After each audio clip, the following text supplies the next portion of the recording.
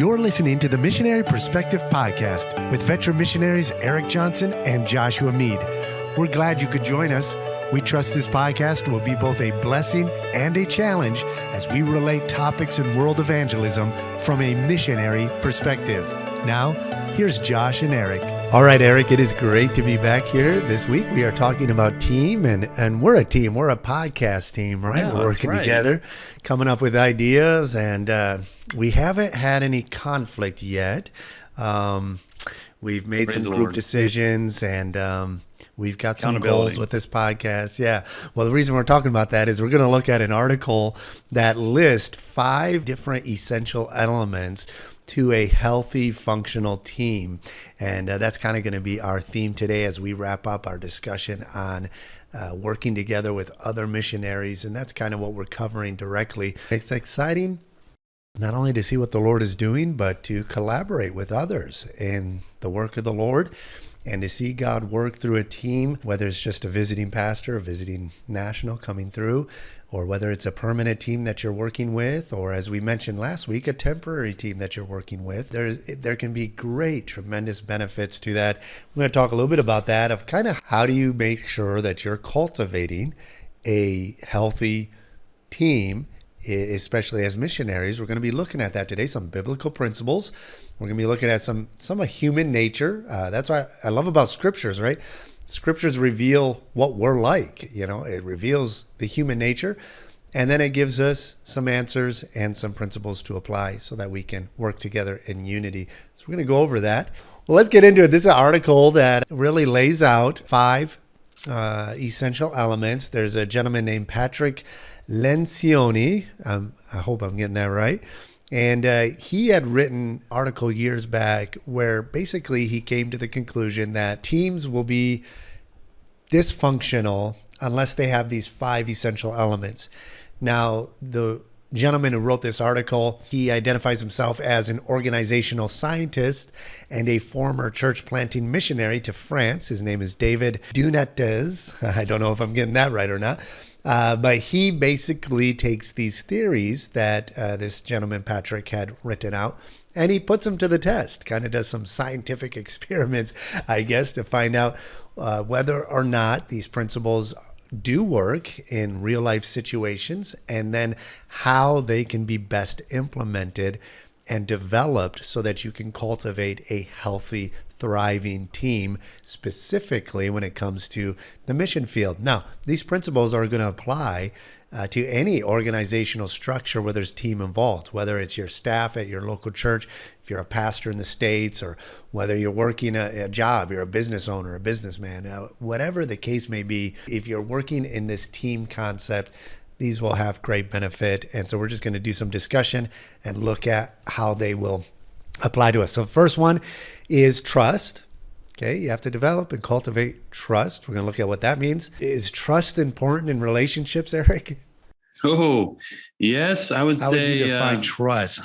Trust. Well, I guess I don't have a description in mind necessarily, but just an overwhelming confidence. In this case, in the other person. I mean, obviously, in a spouse, the same way, for fidelity and love and care. And in many ways, as we've talked on the last episode, that having a teammate in many ways is like a marriage. You're choosing someone to come alongside, and you're going to trust them, especially if you're going away or if you're sharing the duties of something very precious to you, which is the work of the Lord. And so, having that trust, this article really defines it well. And something probably that, as I've thought of teammates a lot over the years, is not one that I specifically had in my mind, but it is so true that really it's kind of the first thing when you are considering entering a team or receiving someone in a team or making a team, that you have to be able to trust the person's not only ability, but character, spirit, philosophy. And so this really was one that I guess I never had thought about as far as a definition, but how important it is to really trust this person with the thing that's after your family and your marriage, really one of the most important things in your life, because you've sacrificed everything to come and see this develop for the Lord's glory. And so you really do have to have trust. And I even thought about this. It's not necessarily specified in the article, but you're really trusting them. Often, as you mentioned, having close relationships with missionaries, you want to have some people you trust with your own family, your own kids. If you're a missionary, sometimes it goes off and preaches either far away in your own country or away. I remember leaving before and just having trust in my teammates that, if something ever happened to me or something happened to my family while I was gone, I had confidence they could handle the situation. So this was a terrific one to start off with. And I wholeheartedly agreed with the assessment of trust in the ministry. To have teammates, you better know who they are and have faith in them. Definitely. They begin the article by saying trust occurs when one team member believes that another team member will do something that the first one believes is good and important, even when the first team member, cannot monitor or control the second. And so it's basically has to do with, part delegation responsibilities. And it's like you mentioned, when you're working as a team, you have to be able to trust the other team member that they are going to fulfill what they say they are going to fulfill. And that is something that doesn't come automatically. Trust, if you're on a team, you need to understand trust has to be earned. Trust has to be developed. Trust has to be cultivated. It's something that grows over time. And so there are general assumptions when you first join a team. You're going to assume that your teammate is going to fulfill certain responsibilities and roles.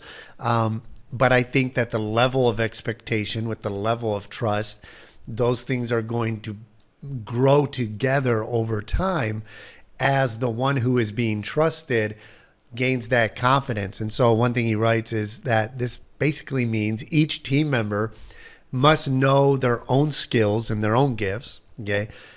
When you're each on a team, you each have responsibilities. And when you delegate responsibilities that each one on a team has to each other, the trust that is needed for each team member is, I'm trusting that you're going to fulfill your part of this team and your responsibility because I'm depending on you getting this part done.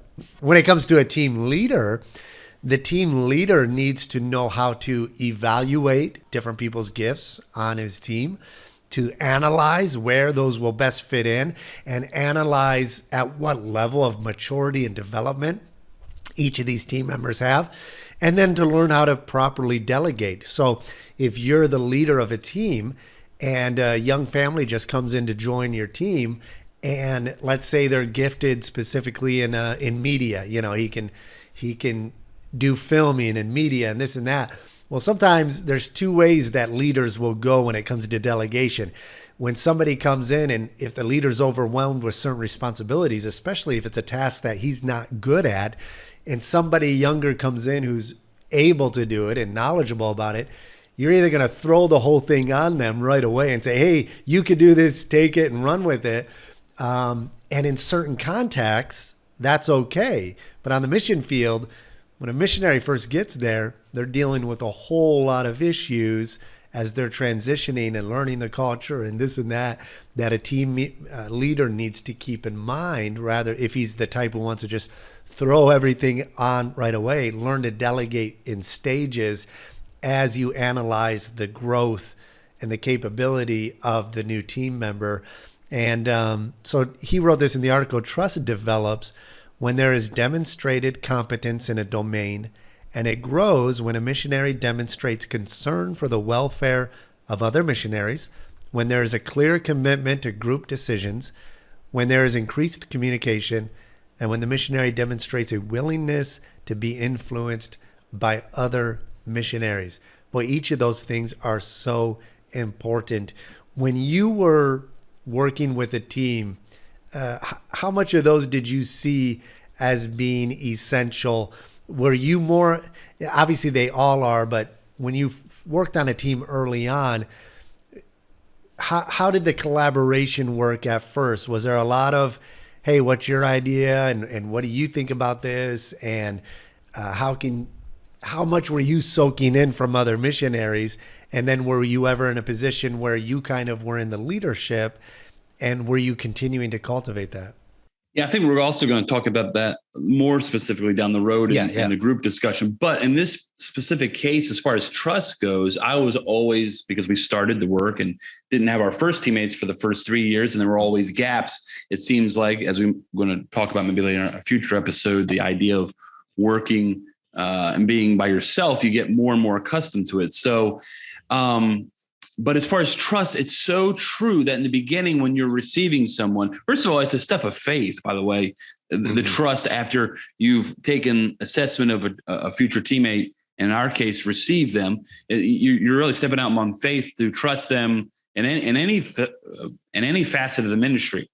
But it is true, the more you see people's abilities, especially ones that have abilities in areas that are your weaknesses, boy, it is so important that you can humble yourself and say, I think you do this better. But at the same time, just to trust them to make mistakes. There's nothing wrong. We make mistakes every single week. And so to hold someone to a standard where they can't ever make a mistake, and we're talking about simple mistakes. We're talking about mistakes like you maybe forgetting someone on a bus route or not doing very good with, like you said, having the media prepared or not knowing a song real well. We're not talking about moral mistakes here. We're not talking about things that would, require you to take that leadership role or that responsibility. But it does require, just like what comes with nationals, it requires the missionary to say, maybe I can do this better. Maybe these people are actually ready to do it better than me. And I need to trust them because this idea of one person taking all the carga, all the burdens on them is going to be very ineffective ministry. And really, if you can't trust from the very beginning or learn how to have these baby steps to help trust, you're not going to develop a team where there seems like there's give and take. And so, yeah, in our case, we had to do that. I'm sure there are times where I could have done it a lot better. But I think the older I got and the more I saw people who had far better abilities in certain areas of life, especially in the ministry, than me, it was a joy to hand that over and a real pride to see, wow, this is really rolling along really well. And I'm glad they're here to do that. Yeah, there's that constant theme of humility, humility and being able to analyze yourself in your limitations, in your own ability.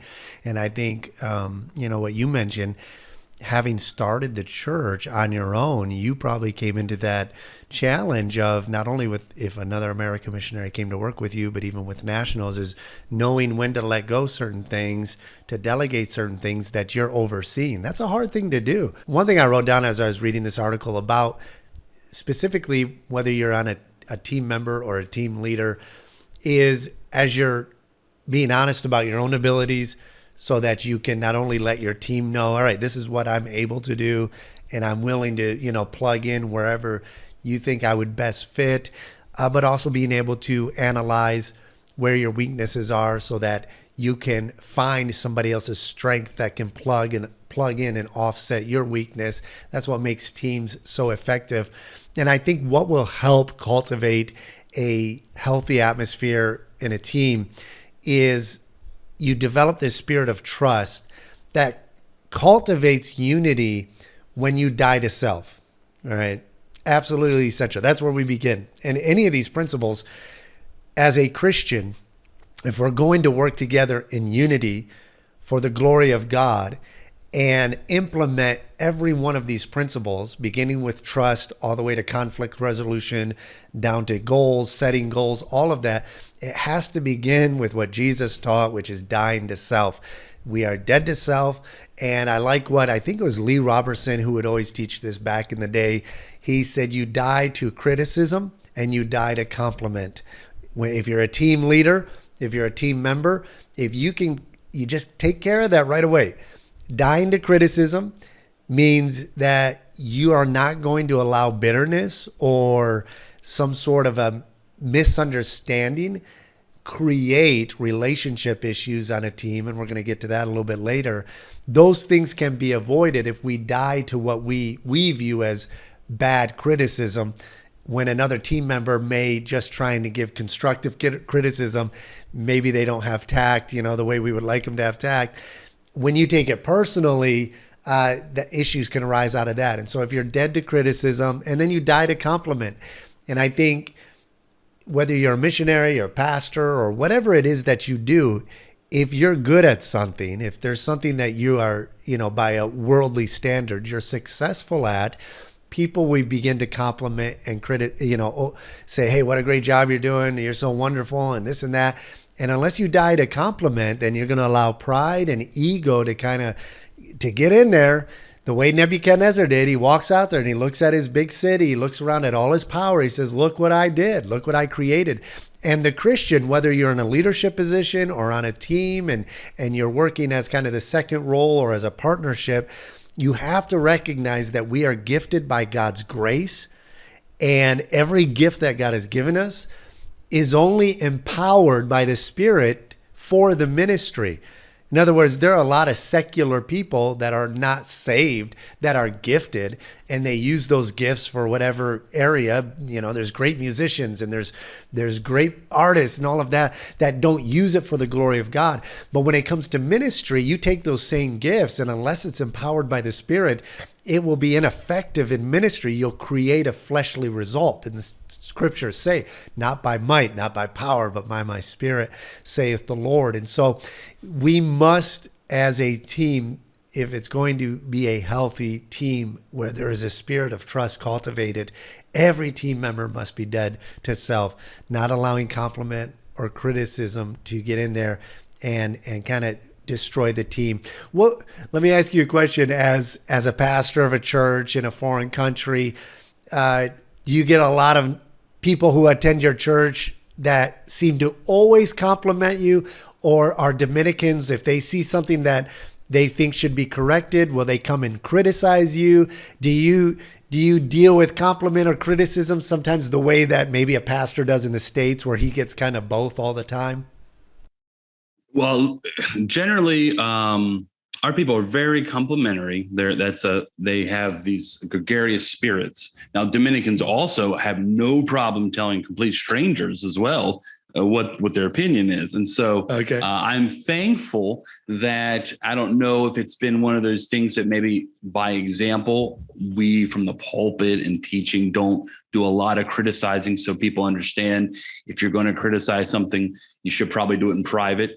But no, from time to time, we certainly get people's ears full and they say, whether it be about specifically how we're handling a situation or the church, people are very confident to be able to express their critiques. At the same time, I would say generally they're very complimentary. But I think one of the keys is we've always tried, as far as the congregation is concerned, is try not to be one where it's, if I got a problem with person X, that I'm not telling person Y about it, And so I always do try to, bring it to me. And, but I'm thankful that I'm not someone who particularly loves critique any more than anybody. In fact, it's funny we're talking about this. I listen to our podcast often 6-7 days later just to try to critique it. And sometimes I'm like, oh my goodness, what was I talking about? And so, this kind of self-examination is very good. 100% agree with the idea of not believing lots of your compliments. I will say a lot of times we are lauded. And if you've been a pastor or missionary for a number of years, and sometimes people will laud you who really don't even know you, and you realize they're being kind or that's their personality. But the ones that count the most, the ones who are the closest to you and special to you and who have maybe in the past critiqued you. And so if they come to you with a compliment, you are maybe even more thankful that this person who once had a problem is now on the same page with you. But it is something that you have to have that balance and not take them so seriously either way. That's a good point. Yeah, you look at Jesus coming into Jerusalem and they're throwing down their coats and their jackets and praising him and saying, Son of David, Messiah, complimenting him. A few days later, the tables turn and it's everything's changed. And so, yeah, you really do on a team. You have to, and we're going to get to this in a minute about relationship conflict, is once emotions. Yeah. Real quick, I wasn't thinking so much in the team concept too, Josh, is that it's really important if you're the head missionary in this sense, if you're the lead missionary, to always try to lift the other teammate up in front of the people. Mm-hmm. Always try to laud what they're doing, because just naturally, if you're the lead, Others are going to be in the background. And if you want people to feel part of the team, you need to bring them up with you on a big day. Thanks for this pastor helping out and his wife. Look at what a great job he's doing in XY ministry. And so that is very important, I think, as far as trust is saying, hey, we see each other as equals here. Yeah, as a team leader, you develop trust, because you have to develop trust just as much as somebody in your team, who's partnered with you must develop and cultivate their trust in whatever responsibilities you've given them. But part of the way you cultivate trust is not, like you said, lifting them up and bringing recognition, even though we know that's not our primary motivation for what we do, is to be recognized by somebody higher up. But it's part of our human nature. It's part of the way God designed us, and to be recognized. And the Bible says that part of why the world became so corrupted early on was because they were not thankful, right? And so showing thankfulness to God sometimes is expressed in us showing gratitude toward those who are serving God and using their gifts and surrendering their gifts to the Lord. And so, yeah, I agree. Now, would you say that somebody coming to you, whether it was a teammate or somebody in the church, but we'll keep it in the context of a team, is somebody coming to you and questioning a decision you made? Would you say that's a challenge to your authority, or is that something that could be problematic, or should it just be, hey, I made the decision, that's final, let's move on?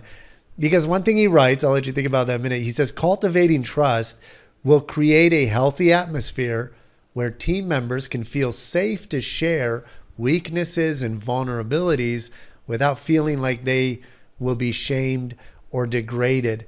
And so we're going to get to, again, in task conflict, this is the next point element. It's going to touch on this, so we'll transition there, where they talk about you've got to be able to question and bring your ideas to the table. But as a team leader, right, there's that balance you have to strike. So if somebody is asking you a question on a direction you're going or a decision you're making, what should the leader's response to that be?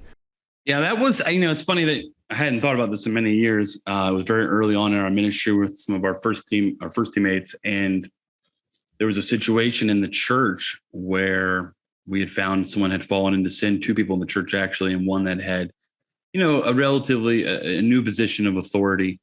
And I'd never dealt with that kind of conflict before. It was new to us. I think it took a lot of time to ask other missionaries and pastors for advice how to handle it.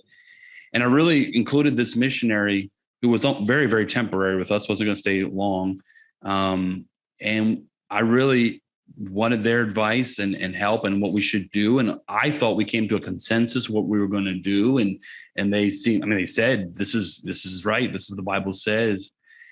And it was very difficult that the day we actually dealt with this in the church, we were a small church. This missionary didn't show up, basically gave up some reason they weren't going to be there. And then they stuck with us. And then the next year basically kind of cut our feet out and with this other family and said, oh, they handled that wrong. And that really damaged our relationship for a while. And it really hurt to the core because I wasn't going straight ahead with what I thought was right. I really tried to take a consensus with biblical minds, including our own teammates who were very close to this family. And it really was something that hurt. And so in that sense, it did feel like an attack in many ways. And I praise the Lord. Maybe later on, we'll talk about how we heal some of these wounds.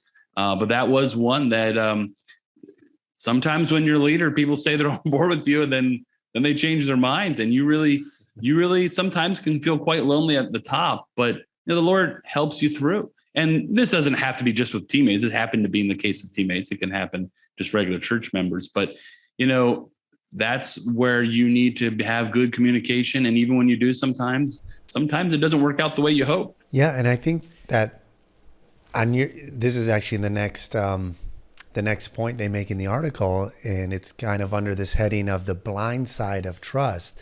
And he actually mentions that when trust is too high, then there's some effects that can cause. Let me read it, because from what you just said, it sounded like you had a high level of trust on the input and the involvement of this other teammate. And then when push came to shove, they didn't show up, right? And so here's what he writes about that. He says, trust is only beneficial when it is accompanied with motivation to accomplish the team's goals. For example, a missionary team may have a specific goal of starting new churches or a broader goal of reaching a people group for Christ. However, if all or perhaps just some of the team members are perfectly content to run programs in existing churches, high levels of trust among team members will not help the team accomplish its purpose, right? In such situations, a high level of trust might actually hinder team effectiveness, since team members may mistakenly believe that good relationships among team members indicate that the team is accomplishing its purpose, right? And so the point he's making is, you may have a high level of trust and you may get along with this other missionary and everything's all peachy and everything's great, but that high level of trust is not allowing you, it's not causing you to ask the pertinent questions that need to be asked, that sometimes you can't foresee until you've experienced it, right? So with you, it was something that you had this high level of trust, it sounds like, but then when it came to pass, they actually weren't on the same page. And you know, that was most likely something they were failing to communicate. Obviously, they didn't communicate to you their displeasure with the way it was being handled. But all that being said, and we'll get to a minute, how do you handle task conflict? But that being said is, you know, that was kind of a similar situation where we're at, where the missionary we were working with, he was content, I think, to maintain the work that he was already involved in when we arrived. And then we had a vision and a heart to expand and to reach out into other parts of town and to implement some methods in different areas. And I think for us, we communicated that and we sat down and discussed it as much as we could. And I think where some of the conflict may have rose, if there was any, was that the expectation was that, well, that's great that you have a vision and everything, but we're just not going to do it. So we had to get to a point where we said, all right, well, I think the Lord is leading us this direction. And so we can still be friends and we could still partner in areas that we have agreement and method on, because we have the same doctrine, same theology and all of that. And because we made that separation, I was very deliberate, because we were still in the same city. I was very deliberate and intentional in making sure that I didn't take any members with me when we made that separation. I was trying to work together so that the church would understand, hey, we're not, this isn't a separate thing we're doing. We're a team here branching out and just extending the work. But because there was we were asked just not to attend the church anymore if we were going to go and do this thing. And we said, all right, well, that's fine. But I was also very intentional to make sure that I didn't want to create more conflict by causing more problems where I didn't need to be caused. We're here to pioneer a work. I don't need church members that we may have been attached to, but it wasn't our church that we came into and started or anything. And so, yeah, we moved on to the next area. And so that, in that case, yeah, I see what he's saying. You can have a high level of trust, but if you're not asking the right questions and you're not on the same page when it comes to your methods and your purposes, then, you can have all that trust, but it's just at the end of the day, are you getting anything done? That's really important. And that brings us up to the second one, which is task conflict. Do you remember when was maybe the first time on the mission field when you had a conflict with another missionary? You don't have to give any details, but it was just like, wait a second, we're not seeing eye to eye here. What's going on? Yeah, I think it was early on, maybe in our first go at it, where this is later on in the episode. At the end, I kind of want to go through a little checklist that I made that I've learned over the years that I'm trying to keep in mind is about being a good missionary. And I think maybe it was a communication breakdown, or obviously it seems like so now, or just obstinance by the other person. But where I felt like we had a real clear understanding of what their role was going to be in the ministry on Sunday morning during the week, and you come and here comes Sunday, and they're like, they're out of town. And you're like, what?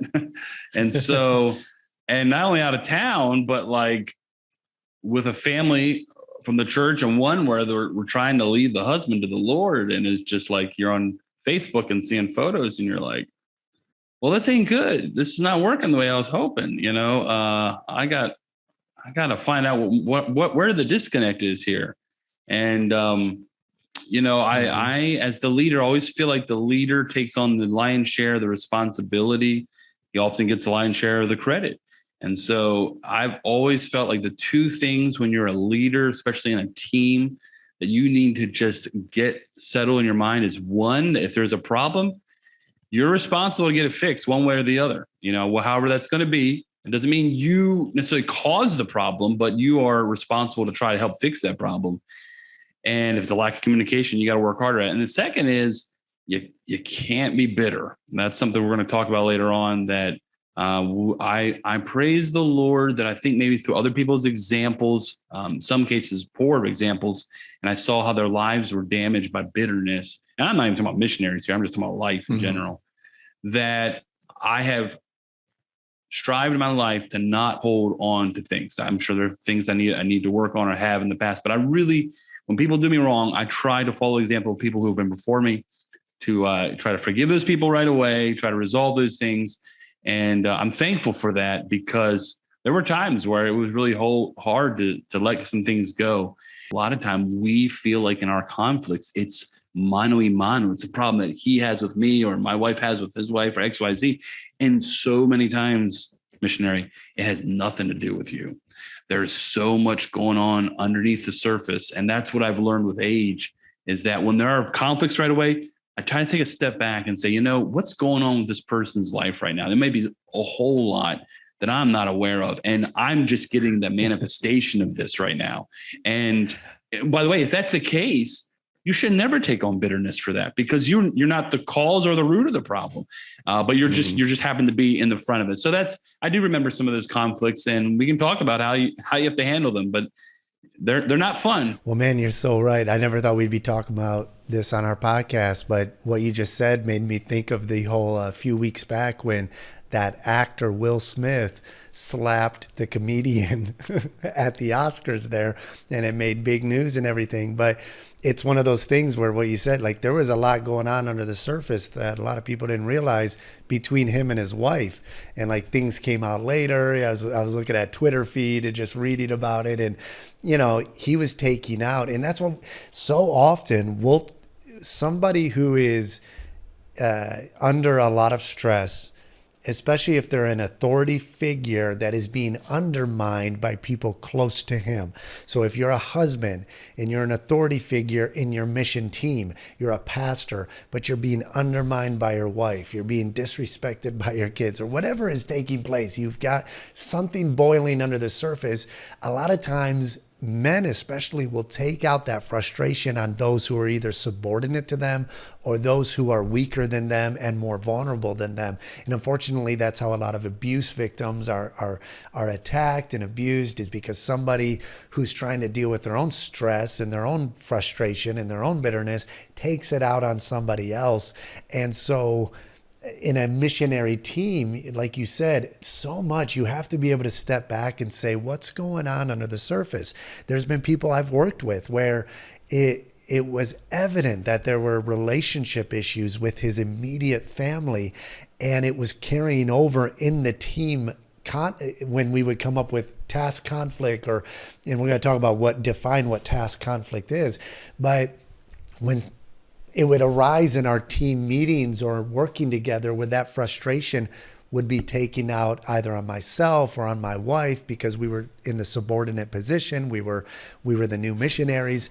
But Julie and I would take a step back, in whatever the situation or whoever it was, whether it was with the national or whatever it was, and say, hey, there's probably something else under the surface here that we don't see going on, and we need to firstly pray, and then let's figure out how can we bear their burden, how can we figure out to resolve this, which brings us to this. So when you're working alone, so many of your decisions you make, you might try to run it by somebody else who as a veteran missionary or somebody who works nearby. But at the end of the day, you only have yourself and the Lord to answer to for different methods you want to implement and decisions and goals that you want to attain. An entirely new dynamic comes into place when you're either working in a team or you're leading a team. And one of the things you don't get when you're working by yourself is this element called task conflict. And he defines it this way. He said, task conflict is necessary for a good team. And he said it can be contrasted with relationship conflict. Okay, he'll define what that is. So he says task conflict occurs when two different ideas are presented as solutions to a problem. All right. That can be a good thing. And that's actually something I miss out on by not having a team right now.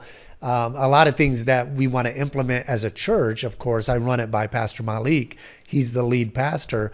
And boy, I'll tell you, this is where, before we make a major decision, by having more than one perspective of how we're going to solve a problem, we can actually come up with a better solution when you've got two different perspectives. And so as a team leader, you need to understand when you present a solution and then another solution is presented, it isn't a challenge to your authority or your decision making, but it's an opportunity for you to say, man, I didn't see it that way. How can we synchronize those two ideas to create this super idea, this much better idea that we can implement and be that much more effective, so that we can do the work there?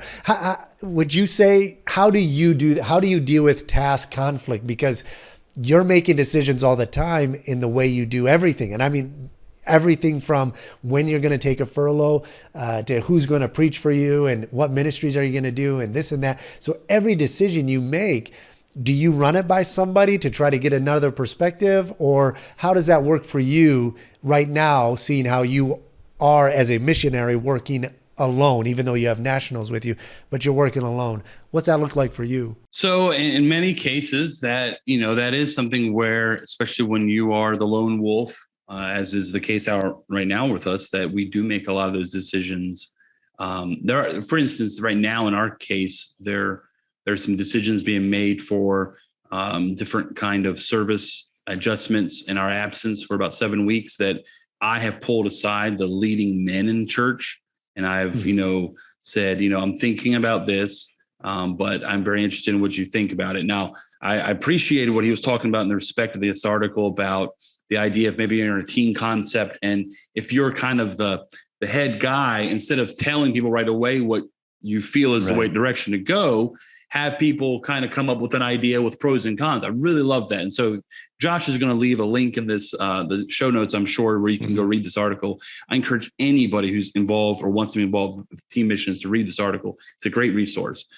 In our current case, very seldom are there big decisions that have to be made. And it is true that now in life, I probably tend to go to mentors in the faith and other missionaries first. But we do have the 3 pastors in town that will sit around and we talk about things. I do ask them questions. I feel like we have a good enough relationship where, they have their independent church, they're independent. And so they can come to me without me saying, well, that's a dumb idea, because there's no skin in the game. I do remember, though, with missionaries, for a specific time, a very good friend of mine, Tim, who was our second missionary. And I remember I was getting ready to go on furlough. And as the lead missionary, it was the first time he was going to take over. I kind of had set an order of service where I felt like, you're going to preach these weeks. I'm going to have some other missionaries come in and kind of encourage the people. And he really took a hard stand on some things that I wanted to do, that he said, if you're going to leave me in charge, I'd rather not do these things. I'd rather do this X, Y, Z. And it wasn't a conflict. He really did it respectfully. And, it took me a little bit of time, but I sat there and the Lord really worked in my heart. He said, this guy has he's given up everything. His family's come here to live. And he really, really is behind you. You're trusting him. Trust him. And I said, you know what? You're right. These are ideas, these are suggestions, but I do trust you. You've been here for X amount of time. And there was a really good moment for us as teammates to say, hey, he really feels strongly about this. I trust him.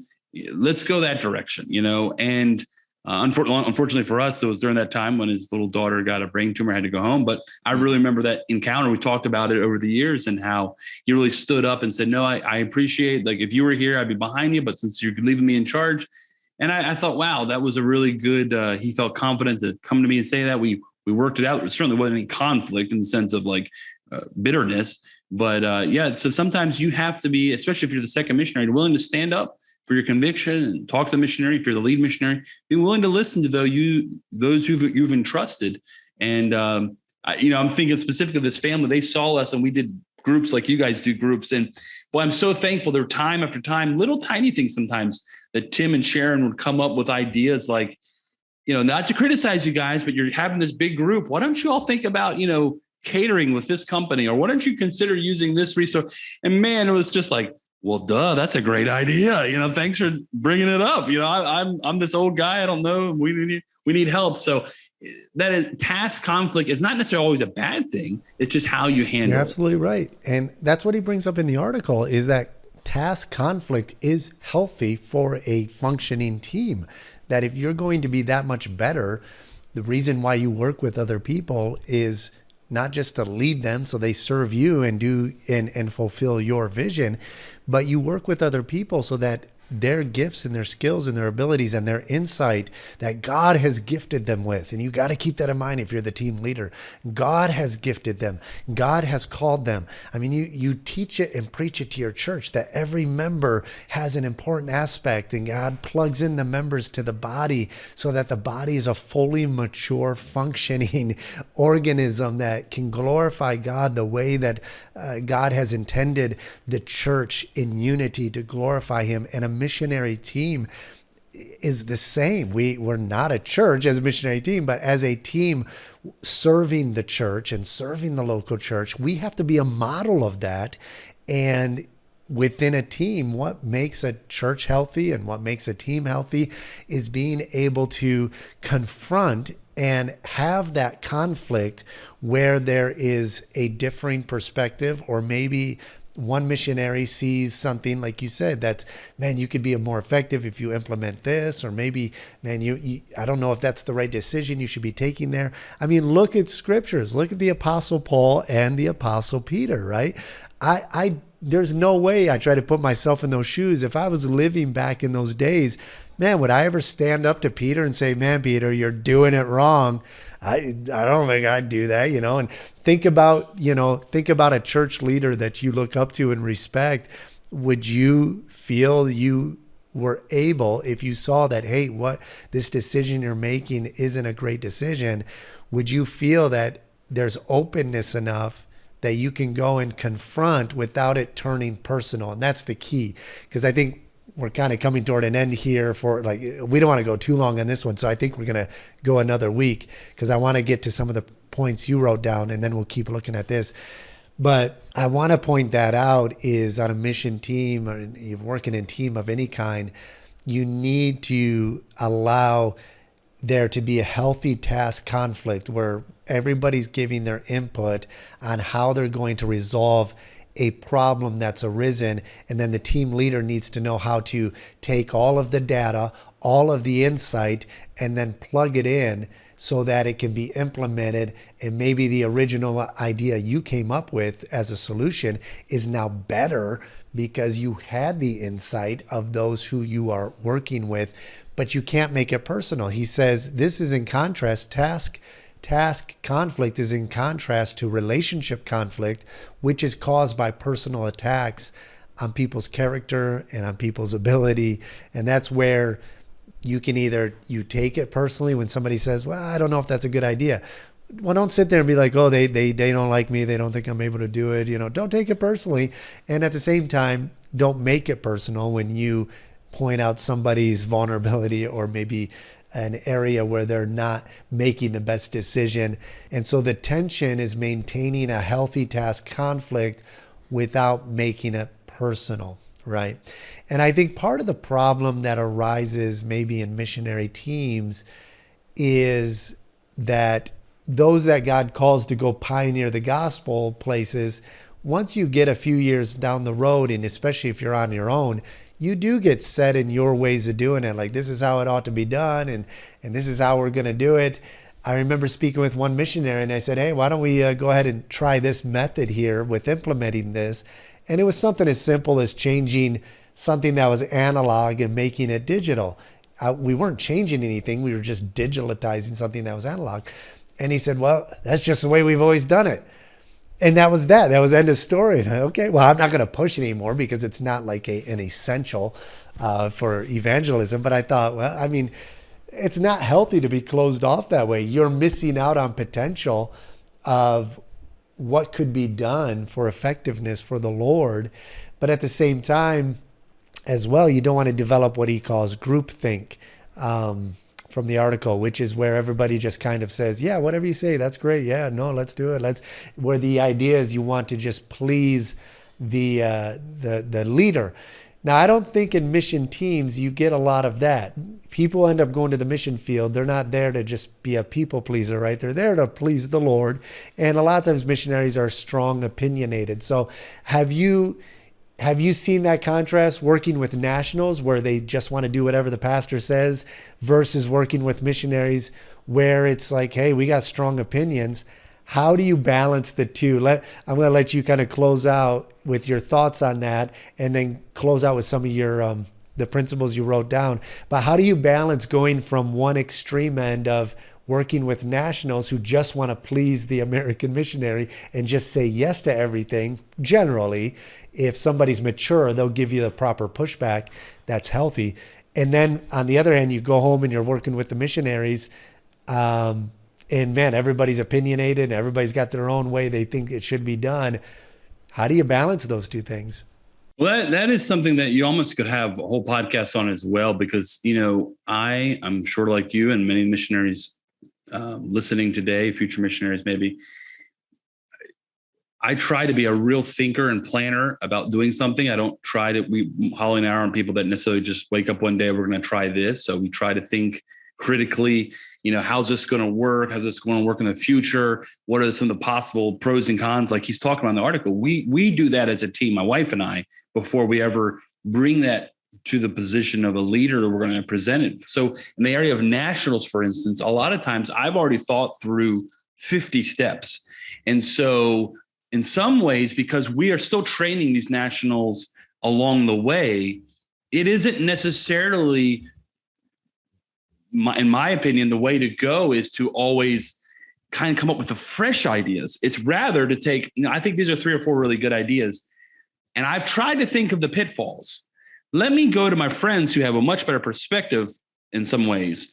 But it's sometimes with nationals or people who are being led along in the leadership, it's not like, hey guys, what do you think we should do today? Because people who are still growing in the Lord are like, well, we should have a dance team or we should bring the drums in. And like, you know what? They're still coming along in their lives. And so sometimes it's not everybody gets to have an idea. It's like, hey, I got these 2 ideas. I think we're going to do it this way. What do you think about that? Are there some ways we could adjust? Dominicans, I'm telling you, I love them.